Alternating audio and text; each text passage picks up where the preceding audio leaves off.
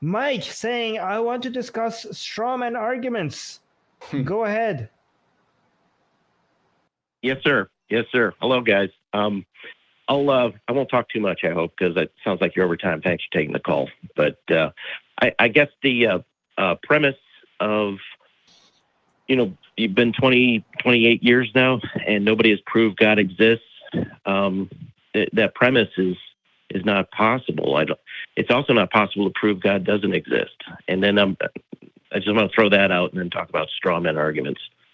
But the reason I bring it up is I've listened to the show a bit, and then I'll hear somebody bring up. I'm sorry. Go ahead. Oh, sorry. No, I was just saying it depends on which God you're talking about. Some gods you can prove that they don't exist. The deistic God, I agree. The deistic God, you cannot prove that it doesn't exist. But go on. But so does my turtle. My giant turtle. You cannot also prove that doesn't exist. But go on.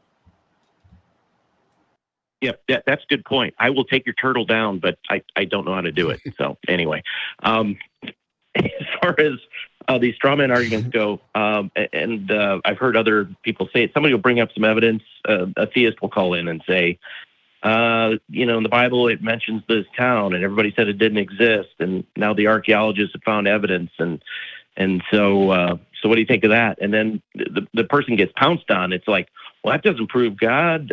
Spider-Man was filmed in New York City, and it proves nothing. It's like, that's the straw man. Is there's a piece of evidence that's interesting.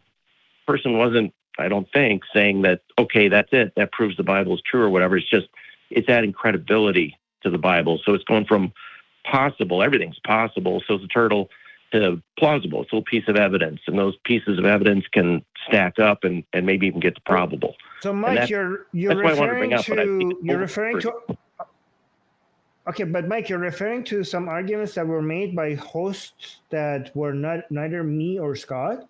So, and we don't know what was said. Right. Jim Barrow. Jim Barrow and. Huh? Yeah, but we don't know we weren't there. We didn't hear the argument. Maybe you're right. Maybe they did a straw man. Maybe they didn't. I mean, we're not. How can me and Scott judge right now here that whether the fallacy that you're identifying is correct or not? Like, we weren't there. But maybe you're right. I don't know. Maybe. Okay. I mean, atheists are known to commit fallacies.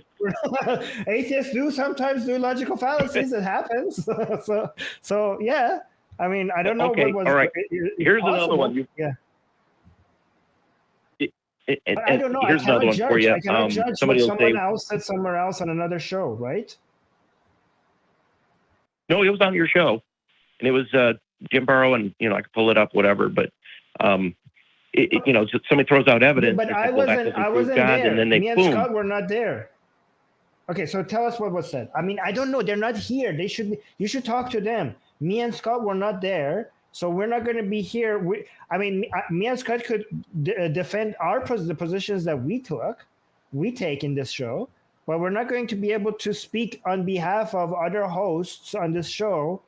And we don't know if they're being represented accurately here or not. So we're not in a position to respond to defend them. What if we assumed that, so you're saying that these hosts put up a straw man argument against what you were saying or what a caller was saying. And so let's say that they did. Okay. Let's say, atheists are humans too.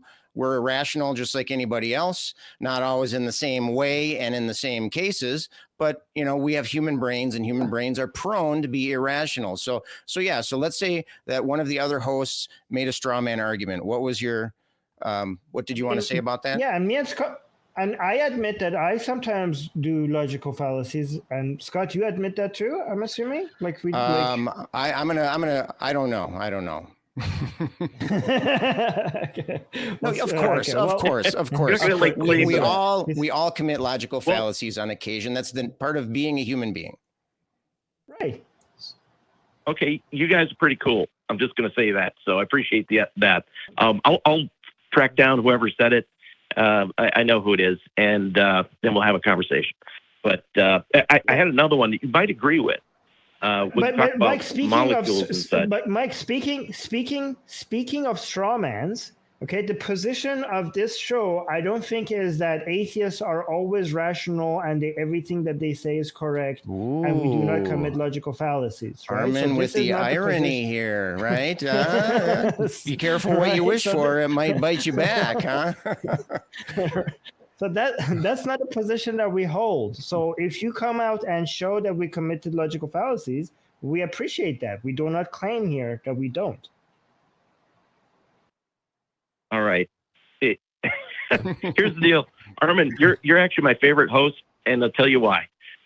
Because you're the most intellectually honest, and you just did it again, man. So I tell you what, I'll call back when I have specifics with somebody else.